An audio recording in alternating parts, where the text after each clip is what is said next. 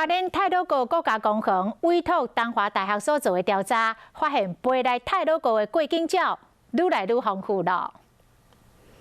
食真水鸟啊，因身躯顶的毛五花十色，看起来古锥阁有气质。太鲁阁国家公园请东华大学做数量调查，研究发现，台湾的鸟仔数量为10多年前的152种，增加到即卖的213种。但你讲的是，今年出现特别的红鸟仔含琉璃鸟。因是真罕你看的台湾过冬鸟，因的出现，和台湾的生态学者足欢喜的。那这是非常难得，因为在台湾很少看到这种普通朱雀。来台湾过冬的鸟仔变多，代表生态研究有愈侪资料和样本，嘛佫较会当了解每一种鸟仔的种类伫咧特殊的海拔分布。东华大学因研究数量的方法，就是先采盲仔，掠这鸟仔伫咧因的身躯顶做记号，尾仔才佫甲因野放，等因后摆飞来才佫做观察。